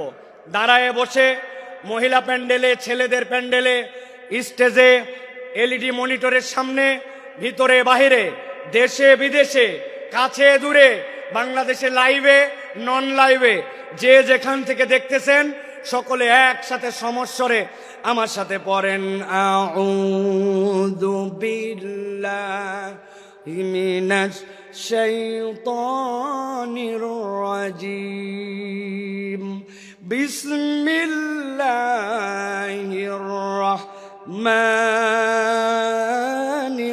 রাহিম, ইন্নাল মুত্তাকিনা ফি জান্নাতি ওয়া উয়ুন, উদখুলুহা বিসালামিন আমিনিন। আমার আল্লাহ রাব্বুল আলামিন কিয়ামত পর্যন্ত আগত মানুষের কাছে বার্তা পৌঁছায় দিচ্ছেন। আল্লাহ রাব্বুল আলামিন বলছেন, ইন্নাল মুত্তাকিনা ফি জান্নাতি ওয়া উয়ুন, নিশ্চয় আমি রব তোমাদেরকে জানায় রাখলাম, যারা মুত্তাকি হবে, আল্লাহর কাছে যারা মুত্তাকি হিসাবে একবার বিবেচিত হয়ে যাবে, আমি রব তাদেরকে বলছি, ফি জান্নাতি ওয়া উয়ুন, তারা উদ্যান এবং নহরমালা, ঝর্ণামালার মধ্যে তারা থাকবে। জিজ্ঞাসা হচ্ছে, আল্লাহ রাব্বুল আলামিন এখানে মুত্তাকি দ্বারা কি বুঝান? মুত্তাকির অনেক সংজ্ঞা আছে, আমি কেবলমাত্র ছোট্ট 2টা জিনিস আপনাকে সারা জীবনের জন্য মাথার মধ্যে ঢুকাই দিতে চাই। মুত্তাকি মানে কনসেপ্টের মধ্যে পরিষ্কার রাখবেন, মুত্তাকি হচ্ছে সে, আল্লাহ আমাকে যা যা নিষেধ করেছেন, আল্লাহর নিষেধাজ্ঞা থেকে যখন আমি বেঁচে থাকি, আল্লাহ যা আমাকে করতে মানা করেছেন সেইটার ধারে কাছে যখন আমি যাই না, সেই পথ যখন মারাই না, বান্দা যখন এই কাজ করতে শুরু করে, আল্লাহর কাছে সে তখন মুত্তাকি হিসাবে বিবেচিত হয়। সুবহানাল্লাহ বলেন। হযরত ওমর ফারুক রাদিয়াল্লাহু তাআলা আনহু, তার কাছে সে জিজ্ঞাসা করছে, খলিফাতুল মুসলিমিন, তাকওয়ার পথটা কি, মুত্তাকি কাকে বলে? ছোট্ট কথায় হযরত ওমর ফারুক বলেছেন, তুমি কি কখনো এমন গিরিপথ দিয়ে চলেছো, পাহাড়ের মাঝ দিয়ে এক পাহাড় তার এক পাহাড় যাওয়া লাগবে, আবার ওই পথটার মধ্যে অনেক কাঁটার গাছ আছে? চলেছি। ওই রাস্তায় তুমি কেমনে চলেছো আমাকে একটু দেখাও। সাহাবী ডেমনস্ট্রেশন করে দেখাচ্ছেন, খলিফাতুল মুসলিমিন আমিরুল মুমিনিন। যখন দেখেছি পাহাড়টা নিচু, আমার মাথা বেঁধে যাবে, মাথাটা নিচু দিছি। আবার যখন দেখছি উঠা লাগবে উঠছি, ডান দিকে ফিরা লাগবে ডানে ফিরছি, বাম দিকে কাত হওয়া লাগবে ফিরছি। আর আমার গায়ের মধ্যে যে কাপড়টা ছিল ওইটা যেন কোনো কাঁটার গাছের মধ্যে আটকায় না যায়, ওই জন্য কাঁটার গাছের মধ্যে আটকানোর থেকে বাঁচার জন্য কাপড়গুলা জড়ো করে করে আমি চলাফেরা করছি। হযরত ওমর ফারুক বলছেন, তুমি তো তাকওয়া বুঝেই ফেলছো। তাকওয়ার পথ তো এইটাই, হালাল হারামের সংমিশ্রণ আছে, আল্লাহর নিষেধাজ্ঞা আছে, অনেক কঠিন, কিন্তু তোমাকে যে তো বেরিয়ে যেতে হবে, তুমি বিবেচনা করে করে যখন চলো, এইটাই তোমার জন্য তাকওয়ার পথ। আল্লাহ বলছেন ওই তাকওয়ার পথে চলে যারা মুত্তাকি হবে, ইন্নাল মুত্তাকিনা ফি জান্নাতিন ওয়া উয়ুন, আমি রব্বুল আমিন তাদের জন্য জান্নাত আর তাদের জন্য ঝর্ণা রেখেছি। আল্লাহ ডাক দিয়ে বলবেন, উদখুলুহা বিসালামিন আমিনিন, ওর মধ্যে তোমরা নিরাপত্তার সাথে প্রবেশ করো। আল্লাহ মূলত বুঝাতে চান, আমার বান্দা যে একবার হবে, আমার এতাতকারী যে হবে, আমি তাকে জাহান্নামের জন্য সৃষ্টি করি নাই, আমি তাকে জান্নাত দিতে চাই। সুবহানাল্লাহ। কিন্তু বান্দা মনে মনে চিন্তা করছে, আমার তো গুনাহ খাতার কোনো শেষ নাই, আমি কেমনে বাঁচবো, আমি কেমনে এই পথকে গ্রহণ করব। আল্লাহ রাব্বুল আমিন বলছেন, বান্দা তুই ভয় পাস না, আমি তোর জন্য ঘোষণা করতেছি। রব্বুল আলামিন কোরআনুল কারীমের 5 নম্বর সূরা, সূরা মায়েদা এর 74 নম্বর আয়াতের মধ্যে বলছেন, আফালা ইয়াতুবুনা ইলাল্লাহ ওয়া ইস্তাগফিরুনাহু ওয়া ইস্তাগফিরুনাহু ওয়াল্লাহু গফুরুর রহিম। আমার আল্লাহ বলতেছেন, এই দুনিয়ার মানুষ ভালো করে বোঝো, আমি রব তোমাকে বললাম, আফালা ইয়াতুবুনা ইলাল্লাহ, তুমি কি আল্লাহর দিকে ফেরত আসবে না? ওয়াস্তাগফিরুনাহু, আর তুমি কি তোমার রবের কাছে ক্ষমা চাইবে না? এটার দ্বারা আল্লাহ কি বুঝাতে চান? তুমি যদি আল্লাহর কাছে ফেরত আসো আর যদি ক্ষমা চাও, আল্লাহ বলছেন আমি রব্বুল আমিন নিজেকে ঘোষণা দিলাম, আল্লাহু গফুরুর রহিম, রব তাকে দয়াময় ক্ষমা করার জন্য রেডি আছে। সুবহানাল্লাহ। তাহলে আমাদের কাজ রব্বুল আলামিনের কাছে ফেরত আসা। আল্লাহ অন্য আয়াতে বলতেছেন, কুল ইয়া ইবাদিয়াল্লাযীনা আসরাফু আলা আনফুসিহিম, কুল, হে নবী আপনি বলে দেন, ইয়া ইবাদিয়া, হে আমার বান্দারা, আল্লাযীনা, যারা, আসরাফু, বাড়াবাড়ি করে ফেলেছো, আলা আনফুসিহিম, নিজেদের অন্তরের উপরে, লা তাকনাতু মির রাহমাতিল্লাহ, তুই তোর রবের দয়া থেকে কখনো ভরসাহীন হয়ে যাস না। ইন্নাহু হুয়াল গফুরুর রহিম, আল্লাহ বলছেন তোর রব নিশ্চয় ক্ষমাকারী আর নিশ্চয় তোর রব রহিম। আল্লাহ এরপরে বান্দাকে বলছেন, ওয়ানিবু ইলা রাব্বিকুম ওয়া আসলিমু লাহু, আল্লাহর কাছে ফেরত আয় আর একবার বল, আল্লাহ ভুল হয়ে গেছে, এখন আমি তোমার কাছে আত্মসমর্পণ করলাম। কোন পর্যন্ত ডিউরেশন? মিন ক্বাবলি আন ইয়াতিয়াকুমুল আযাব, আযাবের দিবস তথা কিয়ামত হওয়ার আগ পর্যন্ত একবার যদি বান্দা আল্লাহর কাছে ফেরত আসে, আল্লাহ বলছেন সুম্মা লা তুনসারুন, আর একবার যদি তোর মৃত্যু চলে আসে আর কেউ সাহায্য করতে পারবে না। আল্লাহ এই আয়াতগুলা সাক্ষ্য দেয়, আল্লাহ বান্দাকে ক্ষমা করে দিতে চান। সুবহানাল্লাহ। এখন আপনাদের কাছে 2টা প্রশ্ন। 1 নম্বরে, আল্লাহ রাব্বুল আমিন ক্ষমা করে দিতে চান, আমরা কি ক্ষমা পাইতে চাই? আল্লাহকে আমাকে শোনাতে হবে না, আমাকে শোনাতে হবে না, আমরা কি ক্ষমা পেতে চাই? আল্লাহ রাব্বুল আমিন ক্ষমা করতে চান, পেতে চাই। কিন্তু দ্বিতীয় জিজ্ঞাসা হচ্ছে, আল্লাহর কাছে ক্ষমা পেতে চাই, কিন্তু এজন্য আমাদের কি কোনো প্রচেষ্টা আছে? কি সমস্যা? আস্তে আস্তে আস্তে, 1জন 2জন বলেন, আপনারা চুপ করেন সবাই, শোনা যায় না, স্পষ্ট না? আল্লাহু আকবার। আমাদের মাইকালা ভাই, আমি আপনাকে কতগুলো পরামর্শ এখান থেকে দিয়ে যাই। আগামীকালকে সামনের যে 5-7 রো দেখতে পাচ্ছি, প্রত্যেকটা বাঁশে একটা বাঁশ পরপর 2টা করে টিউবলাইট লাগাই দিবেন। আর সামনের যে বাঁশ, এই বাঁশ থেকে সামনের দিকে 4টা বাঁশ পরপর 2টা হর্ন 2টা হর্ন 2টা হর্ন, যত সাউন্ড বাইরে তাক এই জায়গাতে কালকে লাগাই দিবেন। ঠিক আছে ভাই? আজকের মধ্যে একটু কষ্ট করে শুনি ভাই, হ্যাঁ? তারপরে আমরা নেক্সট এটা ঠিক করে ফেলবো ইনশাআল্লাহ। একদম চুপ করে যান সবাই। আমি মাইকের কাছাকাছি ফোকাস রেখে কথা বলার জন্য চেষ্টা করতেছি, যাতে আপনারা একটু কথাগুলো বুঝতে পারেন। প্রিয় ভাইরা, খুব গুরুত্বপূর্ণ কথা ভাই, কেবল তো কথা শুরু। আমরা ক্ষমা পেতে চাই এবং আমরা ক্ষমার প্রচেষ্টাও আল্লাহর কাছে করতে চাই, কিন্তু কোরআন হাদিসের পদ্ধতি অনুযায়ী ক্ষমা লাভের উপায় কি এ বিষয়ে আমাদের সকলের পরিষ্কার ধারণা নাই। আমি আপনাদের কাছে বলতে চাই, কোরআন হাদিসের বক্তব্য অনুযায়ী একজন বান্দার ক্ষমা লাভের সর্বনিম্ন 5টা উপায়। জিজ্ঞাসা করব, উত্তর দিবেন শুনতে পালে। ক্ষমা লাভের সর্বনিম্ন উপায় কয়টা? হয় নাই। সকলে হাতগুলা নিচে নামান, এরকম করে হাত নিচে নামাবেন। আমি জিজ্ঞাসা করব কয়টা, হাত তুলে সবাই একসাথে বলবেন 5টা। কোরআন হাদিসের আলোকে ক্ষমা লাভের সর্বনিম্ন উপায় কয়টা? সব হাত ওঠে নাই, আমি দেখতে পাইছি। আরেকবার চান্স দিব, হাত নামান। ক্ষমা লাভের সর্বনিম্ন উপায় কয়টা? আলহামদুলিল্লাহ। এই 5টা কথা শুনবো, আমার বক্তব্য শেষ হবে, এশার আজান হবে ইনশাআল্লাহ। ভালো করে খেয়াল করে শোনেন। ক্ষমা লাভের উপায় হচ্ছে 5টা। কয়টা?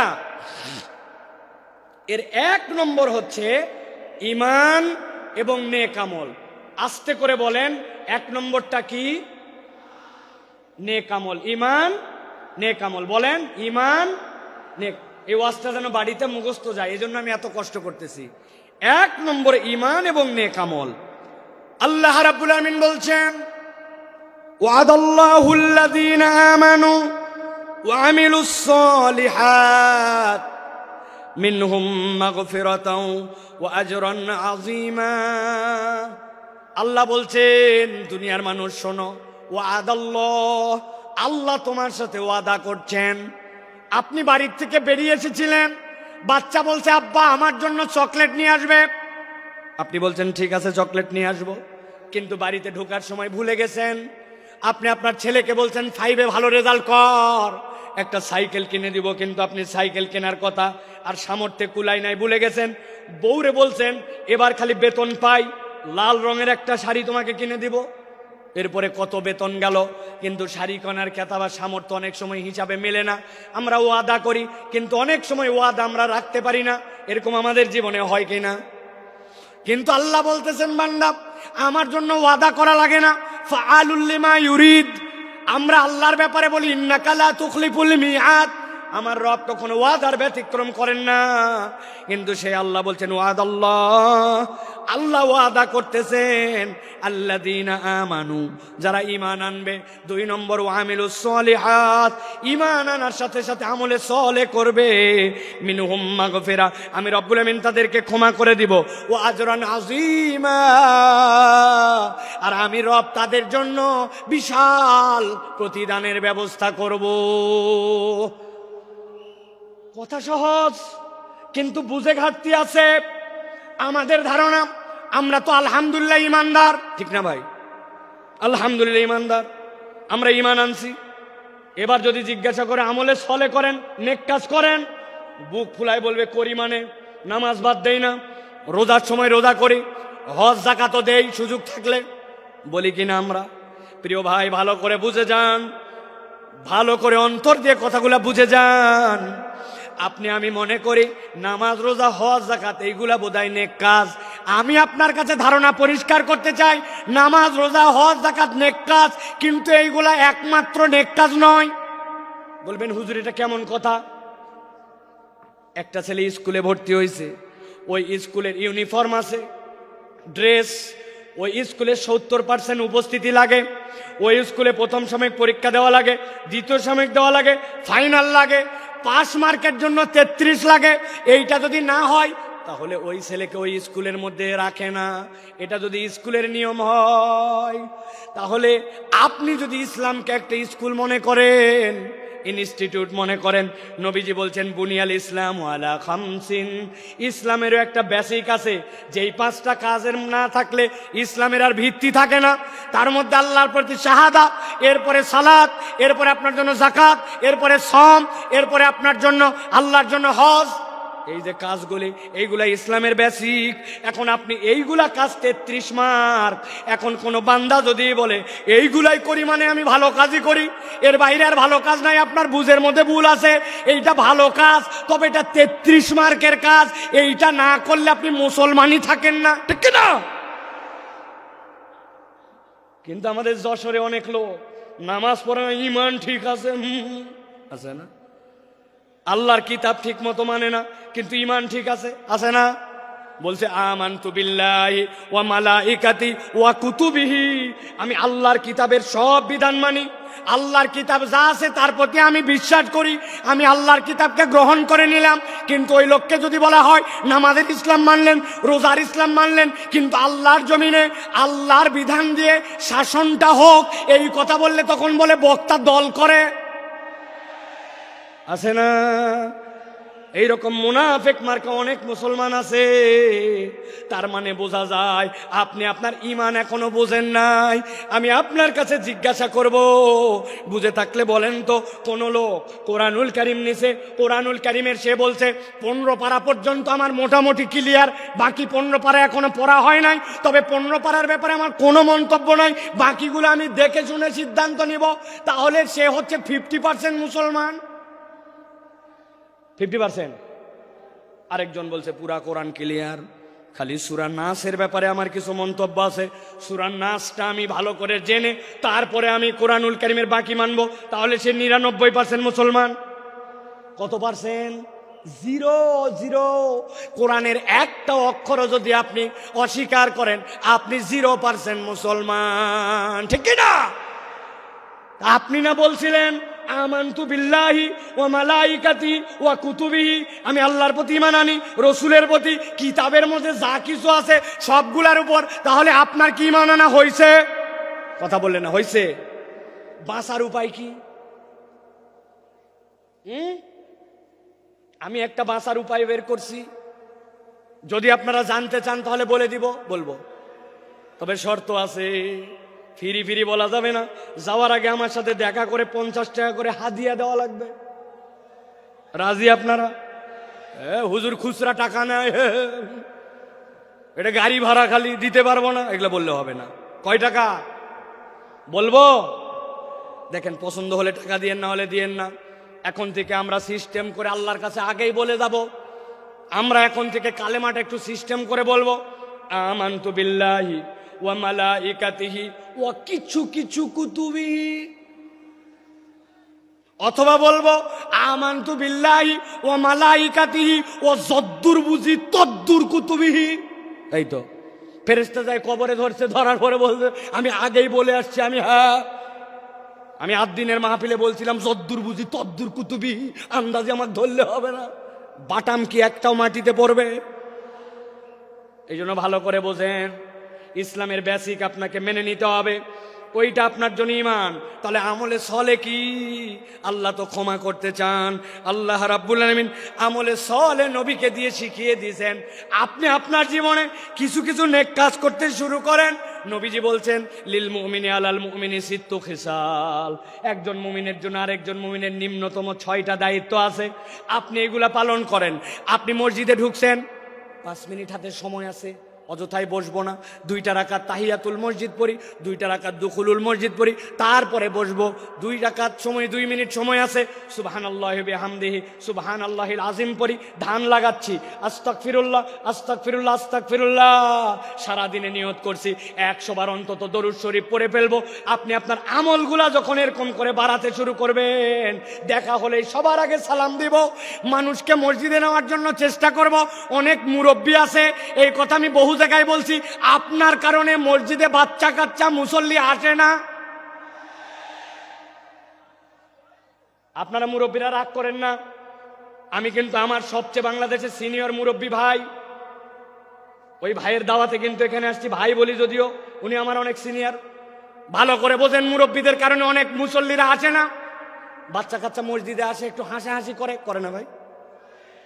একটু কথাবার্তা বলছে, মুরব্বীর গেছে একবারে মাথা গরম হইয়া চিন্তা করছে কোন বেটায় এত বড় হাসলো, আমি তাকে দেখাবো। উনি শেষ বৈঠকে বসে আছে, এখন আত্তাহিয়াতু পড়তেছে, আত্তাহিয়াতু লিল্লাহি ওয়া সাল্লাম। কার বেটা এরকম করলে ওরে দেখি তো, আল্লাহুম্মা সাল্লি আলা মুহাম্মদ, মনে হয় এটা হচ্ছে আকবরের বেটা হতে পারে। এরপরে আল্লাহুম্মা ইন্নী যালামতু নাফসি পড়তেছে, আর চিন্তা করছে যে ইমাম সাহেব এত লম্বা দোয়া পড়তেছে, বেয়াদবগুলা হাসাহাসি বন্ধ করে না। উনি এই সকল ভাবতেছে আর চিন্তা করছে, খালি নামাজ শেষ হক্ত দেখাচ্ছি। আসসালামু আলাইকুম ওয়া রাহমাতুল্লাহ, আসসালামু আলাইকুম ওয়া রাহমাতুল্লাহ। আছে না এমন ঝাঁকি মারছে, ওই বাচ্চা মসজিদ থেকে বাড়াইছে, ওই বাচ্চার মসজিদে আসে না, ঠিক কিনা? এই মুরব্বী যারা আছেন, কার কার পকেটে চকলেট আছে বার করেন। কার পকেটে আছে দেখি একটু। বলে হুজুর চকলেট কেন লাগবে? আপনি ওই বাচ্চাকে ডাক দিয়ে বলছেন, দাদু হাসে না মসজিদের মধ্যে, আয় এদিকায়, এই চকলেটটা নিয়ে পরের ওয়াক্ততে কিন্তু হাসবি না দাদু, কিন্তু মসজিদে কিন্তু আসবি। পরের ওয়াক্তে আবার দেখা হয়েছে, হাসে নাই, দেখছেন, পাশে নিয়ে দাঁড় করে আরেকটা চকলেট বের করে দিয়েছেন। এক ছেলে কয়দিন চকলেট খায় পছন্দ করবে না? 2 দিন পরে 5 টাকার একটা কয়েন বের করে হাতে দিয়ে বলছেন, দাদু একটা বিস্কুট কিনে খাস, তুই তো চমৎকার করে নামাজ পড়িস। আপনি ওই বাচ্চাটাকে নামাজে উৎসাহ দিয়েছেন, হঠাৎ করে একদিন আপনার মৃত্যুর ডাক এসে গেছে, কবরে চলে গেছেন। কিন্তু যেই বাচ্চাকে চকলেট দিয়ে আদর করে মসজিদ থেকে বের করেন নাই, মসজিদমুখী করছেন, 5 টাকার কয়েন দিয়া ওই ব্যক্তিকে আদর যত্ন করে মসজিদের মুসল্লি বানায় দিয়ে গেছেন আপনি কবরে। কিন্তু আপনার 20-25 টাকার ইনভেস্টমেন্ট, ওই বাচ্চা যতবার সিজদা দেয় আপনার আমল নামায় সওয়াব উঠে যায়। এর নাম আমলে সলে। আপনাকে টেকনিক করে আল্লাহর দিকে আগাতে হবে। আল্লাহ বলছেন, আমার বান্দা যদি আমানু আমিলুস সলিহাত মিনহুম মাগফিরা ওয়া আজরান আযীমা, আমার বান্দাকে আমি রব কেবল ক্ষমাই করব না, আমি বিশাল পুরস্কার দিয়ে দিব ঈমানের সাথে। এই জন্য আমলে সলে লাগবে। সাথে সাথে হাদিসের গবেষণায় বোঝা যায়, কোন ব্যক্তি যদি আল্লাহ রাব্বুল আলামিনের কাছে গুনাহ মাফের উদ্দেশ্যে একবার ইস্তেগফার করে, রব্বুল আলামিন তাকে আরো 3টা নিয়ামত দেন। 1 নম্বরে রব্বুল আলামিন ওই বান্দার কঠিন অবস্থা থেকে উদ্ধার করে দেন। 2 নম্বরে তার দুশ্চিন্তা দূর করে দেন। 3 নম্বরে তার রিজিকের পেরেশানি আল্লাহ তুলে দেন। সুবহানাল্লাহ। তাহলে ক্ষমা লাভের উপায় কয়টা? ভুলে গেছেন কয়টা? 5টা। 1 নম্বর গেল, এবার চলেন 2 নম্বর। 2 নম্বর হচ্ছে আল্লাহর কাছে ক্ষমা চাওয়া। বান্দা যদি ক্ষমা পেতে চায়, আল্লাহর কাছে তাকে ক্ষমা চাইতে হবে। আল্লাহ রাব্বুল আমিন বলছেন, وَمَن يَعْمَلْ سُوءًا أَوْ يَظْلِمْ نَفْسَهُ ثُمَّ يَسْتَغْفِرِ اللَّهَ يَجِدِ اللَّهَ غَفُورًا رَحِيمًا। আমার আল্লাহ বলছেন, বান্দা ভালো করে বুঝো, ওয়ামাই আমাল, তোমাদের মধ্যে যে করে ফেলে সুআন, কোন গুনাহ, আও ইয়াজলিম নাফসাহু, অথবা নিজের উপরে সে জুলুম করে ফেলছে, সুম্মা ইস্তাগফিরিল্লাহ, 1 মুহূর্ত দেরি করে নাই, তার রবের কাছে সে ইস্তেগফার করেছে। আল্লাহ বলছেন, কেউ যদি আল্লাহর কাছে ইস্তেগফার করে, ইয়াজিদিল্লাহ গফুর রাহিমা, আল্লাহর কাছে ইস্তেগফার করলে আল্লাহকে সে দয়াময় ক্ষমাশীল হিসাবে পাবে। সুবহানাল্লাহ। আল্লাহ চান আমার বান্দা আমার কাছে মাপ চাক, কিন্তু ওই মাপ চাওয়াটা যেন মাথা খাটানো মাপ চাওয়া হয়, ওই মাপ চাওয়াটা যেন ঠোঁটের মাপ চাওয়া না হয়, ওই মাপ চাওয়াটা যেন স্বয়ং বেয়াদবি না হয়। অনেক সময় বাচ্চা কাচ্চাকে বাপ মা কারোর সাথে বেয়াদবি করলে বলে, বল সরি, বল সরি, বল। ওই বাচ্চা এমন ভাবে সরি বলে, সরি বলাটাও একটা বেয়াদবি, সরি এমন ভাবে বলছে। তো আমরাও অনেক সময় আল্লাহর কাছে বেয়াদবের মতো মাপ চাই। আপনারা বুঝতে পারেন নাই আমার কথা, জন্য এই কথাটার সাথে সাড়া দেন নাই। আমরা আল্লাহর কাছে অনেক সময় বেয়াদবের মতো মাপ চাই। ঠিক বলছেন যারা বোঝেন নাই। এক্সাম্পল দিয়ে বুঝাই। ইমাম সাহেব সালাম ফিরাচ্ছে, খেয়াল করেন, আসসালামু আলাইকুম ওয়া রাহমাতুল্লাহ, নামাজ শেষ। আসসালামু আলাইকুম ওয়া রাহমাতুল্লাহ আছে। আপনি কি বলছেন আল্লাহর কাছে? আরেকটা বুঝায়, এমপি সাহেবের কাছে গেছেন, একটা চাকরি দরকার আপনার ছেলের জন্য, সুন্দর করে যাই এমপি সাহেবের কাছে বলতেছেন, মাননীয় এমপি সাহেব আপনার কাছে আসছি, আমার ছেলের কাছে চাকরি দরকার, জরুরি ভিত্তিতে আপনার অনেক ক্ষমতা আছে, চাকরি দরকার, মেহরবানি করে দ্রুত আমাকে চাকরি দেবেন, আসসালামু আলাইকুম রহমতুল্লাহ। এমপি সাহেব বলছে, পাগলটা কোত্থেকে আসছে রে, এটা আস্তা বেয়াদব।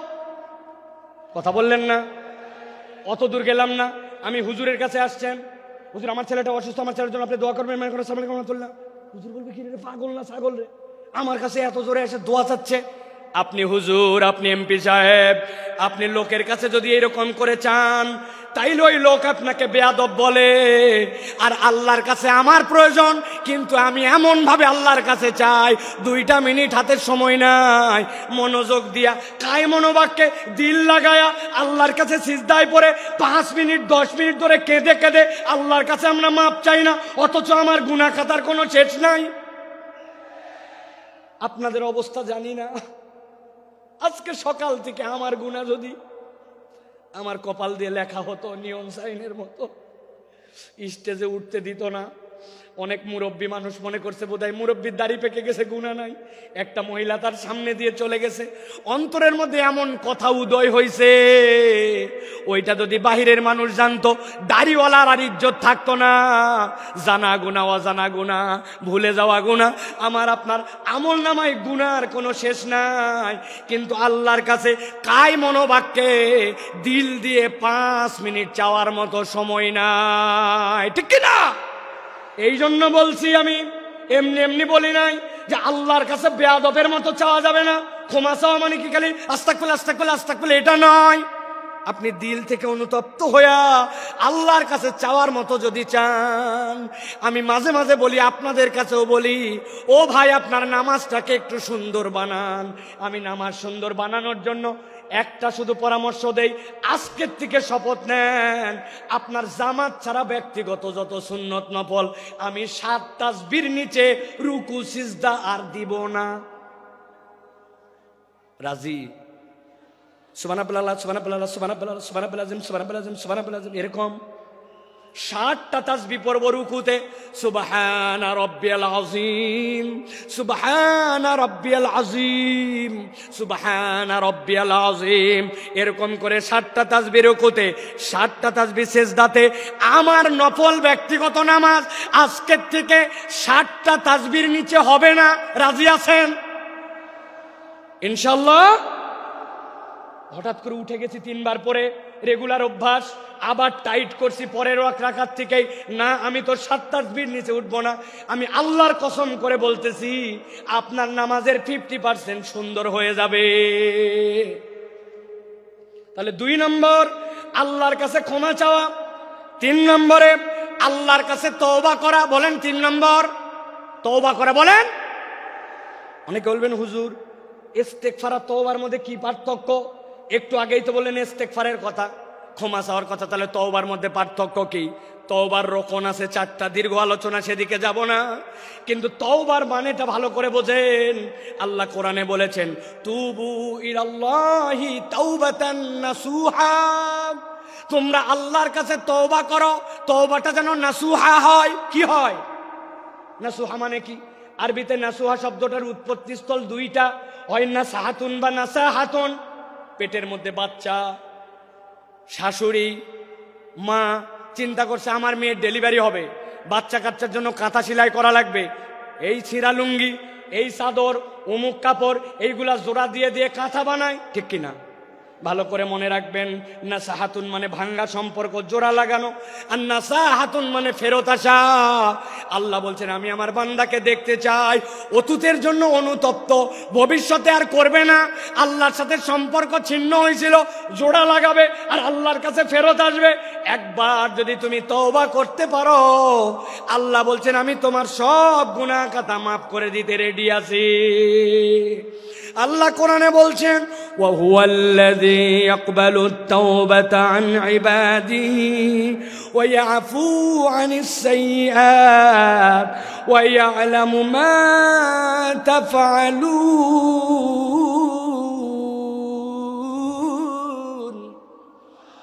আমার আল্লাহ বলছেন ওয়া হুয়াল্লাযী ইয়াকবালুত তাওবা, তিনি তো সেই রব যিনি তওবা কবুল করেন আন ইবাদিহি, তার না বান্দা এগুলা। আল্লাহ বলছেন ওই আফু আনিস সাইয়্যাত, আর তিনি তো তার দোষ ত্রুটিগুলা ক্ষমা করে দেন। ওই আলামু মা তাফালুন। যুবক রে, মোবাইলে এমবি কিনে রাত্রে কি দেখেছো?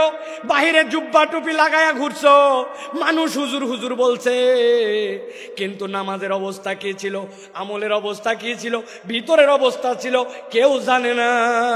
আল্লাহ বলছেন মৃত্যুর খাটলি সকলের কাছে লেগে যাবে, কিন্তু আল্লাহ সব জানেন। আল্লাহ চান আমার বান্দাকে আমি ক্ষমা করে দেই। এই জন্য আল্লাহ বলছেন বান্দা যেন আল্লাহর সাথে ভাঙা সম্পর্ক জোড়া লাগায়, আর আল্লাহর কাছে যেন বান্দা ফেরত আসে। সুবহানাল্লাহ। ভাঙা সম্পর্ক জোড়া লাগায় তওবা করে করে যদি আল্লাহর কাছে ফেরত আসে, আল্লাহ কেমন পছন্দ করেন। নবীজি বলছেন এক লোক মরুভূমির পথে রওনা হয়েছে, উটের পিঠের মধ্যে তার খাবার। 7 দিনের রাস্তা ধরেন, অর্ধেক পেরিয়েছে। যেই না অর্ধেক রাস্তা পার হয়েছে, যাওয়ার পরে একটু গাছের নিচে ক্লান্তি আসছে, ঘুমায় গেছে। ঘুমায় যাওয়ার পরে ঘুম থেকে উঠেছে, উঠার পরে দেখে হায়রে আমার যে খাবার সহ উঠ ছিল, উঠ নাই, উঠ পালায় গেছে। মরুভূমিতে যদি কারো উঠ পালায়, ওই উঠ আর ফেরত আসেন। ওই বান্দা জানে সামনে 3 দিন যে আগাবে এই তার ক্ষমতা নাই। মরুভূমি যে গরম, একদিনে শেষ হয়ে যাবে। পিছনে যে বাড়িতে ব্যাক করবে সেই সুযোগ নাই। ওই লোক তো ঘাবড়ায় গেছে, নিশ্চয় এখন নিশ্চিত আমার মৃত্যু। মৃত্যুর চিন্তায় ওই লোক আবার ঘুমায় গেছে। আল্লাহর নবী বলছেন এরপরে হঠাৎ করে সে উঠেছে, উঠার পরে দেখে উটটা আবার তার সামনে এসে হাজির হয়ে গেছে। ওই উট আর পালায় যায় নাই, খাদ্য নিয়ে তার সামনে দাঁড়ায়া উত্তেজিত হয়ে সে বলছে, আয় আল্লাহ, আপনি আমার গোলাম আর আমি আপনার মাবুদ। যদিও কথাটা হাকিকি না, কিন্তু আনন্দে উত্তেজিত হয়ে বলছে। আসলে বলার কথা আল্লাহ আপনি আমার মাবুদ আর আমি গোলাম, কিন্তু উত্তেজনায় কথা ঘুরে গেছে।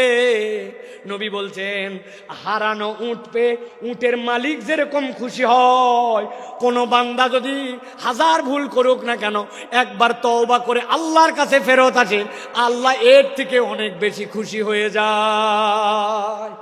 সুবহানাল্লাহ বিহামদি। এই জন্য প্রিয় ভাইরা, আল্লাহর কাছে তওবা করে আমাদেরকে ফেরত আসতে হবে। তাহলে 1 নম্বর ঈমান এবং নেক আমল, 2 নম্বর আল্লাহর কাছে ক্ষমা চাওয়া, 3 নম্বর তওবা করা, 4 নম্বর তাকওয়া অর্জন করা। কি করা? তাকওয়া অর্জন। আল্লাহ বলছেন ইন্নাল্লাযীনা ইয়াখশাউনা রাব্বাহুম বিল গায়ব লাহুম মাগফিরাতুন ওয়া আজরুন কাবীর, মাগফিরাতুন ওয়া আজরুন কাবীর।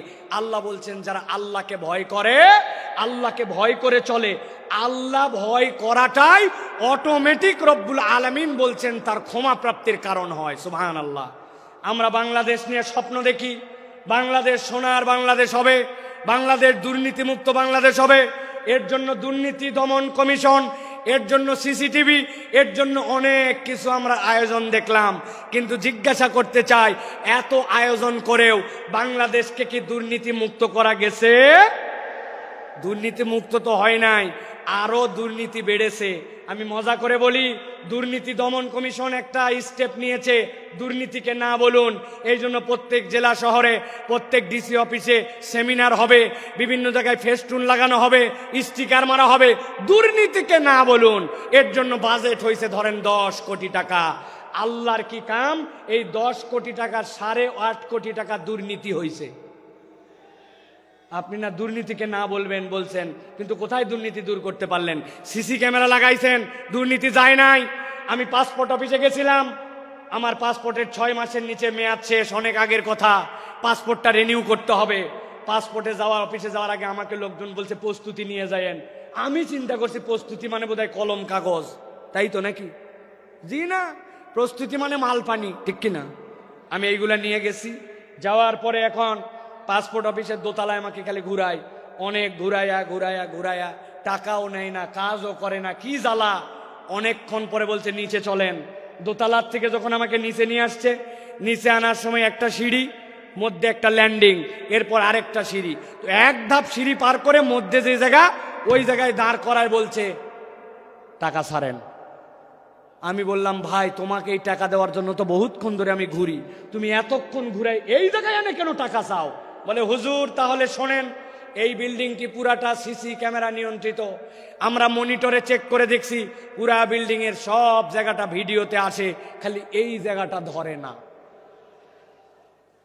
তো যেই জায়গাটা ধরে না ওই জায়গায় উনি টাকা খায়। তাহলে দুর্নীতি দূর করতে চান আর দেশকে সোনার বাংলা বানাতে চান, কখনো এটা সম্ভব নয় যদি না মানুষের দিলকে আল্লাহর ভয়ে ভীত করে একটা উন্নত চরিত্রের প্রজন্ম তৈরি করা না যায়, শিক্ষা সংস্কার করা যদি না যায়, এই প্রজন্মকে কখনো মানুষের মতো মানুষ এই বাংলাদেশকে সোনার বাংলাদেশ বানানো সম্ভব নয়। কিন্তু আমরা দেখেছি আমাদের শিক্ষা ব্যবস্থায় গাফলতি, নানান জায়গায় গাফলতি।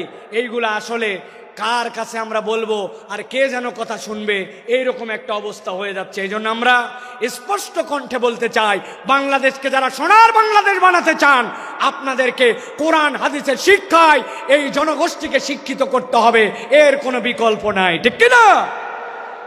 আল্লাহ রাব্বুল আলামিন সর্বশেষ বলছেন 5 নম্বরে তোমাদের জন্য যারা ক্ষমা পেতে চাও, তোমাদের উপায়টা হচ্ছে 5 নম্বরে।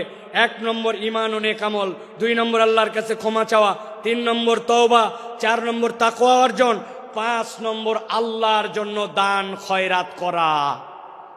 কি করা বলেন না, কি করা? আমরা কৃপণের কৃপণ হয়ে গেছি, আমাদের হাত খোলে না। আপনাদের এলাকায় খবর নিয়ে দেখবেন, মসজিদে আপনাদের জুমার দিনে মুসল্লি 200 জন, প্রত্যেকটা মুসল্লি যদি 20 টাকা করে দেয়, মসজিদে 4000 টাকা হয়। 4 জুমা মিলাইয়া মসজিদে একটা ভালো ফান্ডিং হয়ে যায় 20,000 টাকার। মসজিদ কারো দিকে তাকাতে হয় না। কিন্তু আমাদের মুসল্লিদের অবস্থা এমন, মসজিদে সেরা টাকা দেয়, 1 টাকা পকেটের থেকে বের হয় না। আপনি যদি ক্ষমা পেতে চান, আপনাকে দান খয়রাত করতে হবে। দান খয়রাত না করলে ক্ষমা পাওয়া যায় না। দান খয়রাত ক্ষমা প্রাপ্তির মাধ্যম। আমি ছোট্ট 2টা হাদিস বলে শেষ করে দিব। এক মহিলা নবীজির কাছে আসলো, আসার পরে নবীজির জন্য একটা বুর্দা নিয়ে আসলো। বুর্দা মানে এমন একটা চাদর, পাশ দিয়ে ঝালর লাগানো। মহিলাটা ইয়ামেন থেকে সেই চাদর নিয়ে আসছে। সাহাবীরা বলছে, নবী সাল্লাল্লাহু আলাইহি ওয়াসাল্লামের কাছে আসে যখন বলল, হাযা হাদিয়াতুল লাকা ইয়া রাসূলুল্লাহ, নবীজি এমন ভাবে হাত পেতে ওইটা নিলেন যেন কতই না তার প্রয়োজন। সম্মান জানায় নবীজি নিলেন। নেওয়ার পরে নবীজি গায়ে দিলেন। সাহাবায়ে কেরাম বলছেন, নবীজির গায়ে এত সুন্দর লাগছিল, এত সুন্দর ড্রেসে আমরা নবীকে খুব কমই দেখেছি। হঠাৎ করে একজন সাহাবী বলে, ইয়া রাসূলুল্লাহ, আপনার চাদরটা আমাকে দেন। নবীজির সাথে সাথে উঠে বাড়ির মধ্যে চলে গেলেন। সাহাবীরা বুঝলেন নবীজি পুরাতন চাদর পরে নতুন চাদরটা ওই সাহাবীকে দিয়ে দিবেন। সাহাবায়ে কেরাম ওই সাহাবীকে বললেন, তুমি এই কাজ করলে কেন? নবীজি দেখলেন না কত সুন্দর লাগতেছিল, কত আগ্রহ করে নিলেন, তুমি কেন এখনই চাইলে?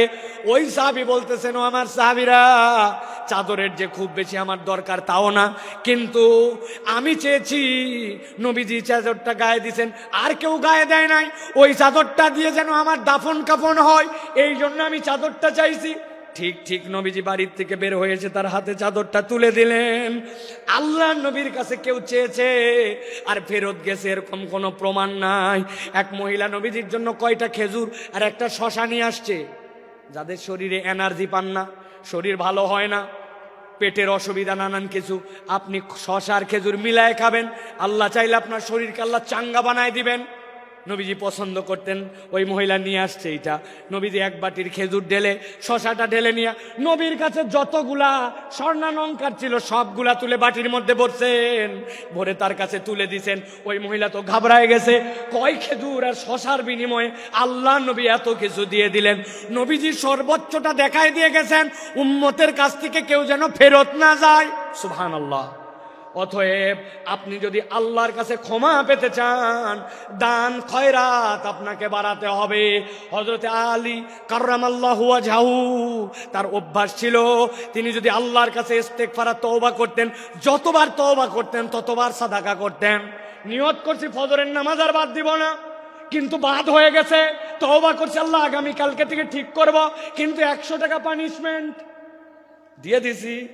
আল্লাহর কাছে বলছে আর মিথ্যা কথা বলবো না, আবার ফট করে একটা মিথ্যা বের হয়ে গেছে, নিয়ত করছি 2 রাকাত নামাজ পড়বো আর 100 টাকা দান খয়রাত করব, তওবাও করছি, সাদাকাও করছি।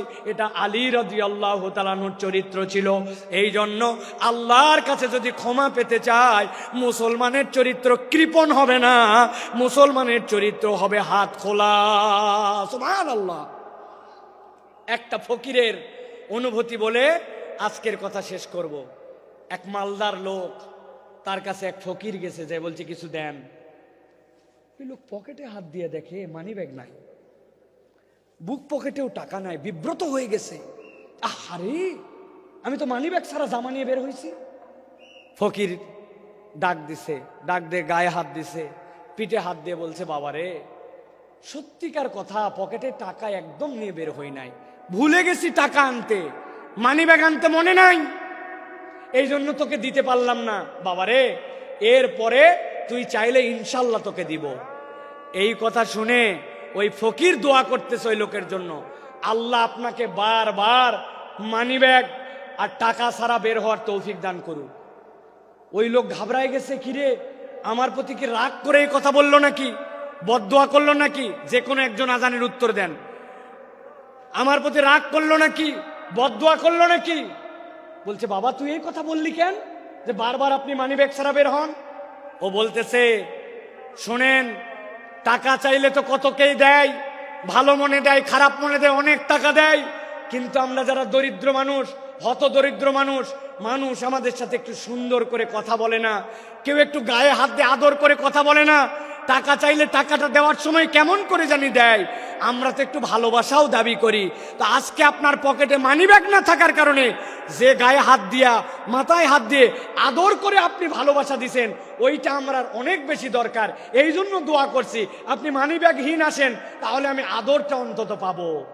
বুঝেন, সব সময় সব অভাবী মিসকিন কেবলমাত্র আপনার কাছে টাকা পয়সার ডিমান্ড করে না, ভালোবাসা চায়, সুন্দর কথা চায়, আদর চায়, স্নেহ চায়। এটাও আল্লাহর পক্ষ থেকে বড় একটা দান হিসাবে বিবেচিত হবে। অতএব আচরণ সুন্দর করি, দান সাদাকা করার চেষ্টা করি। ক্ষমা প্রাপ্তির এই 4টা গুণ।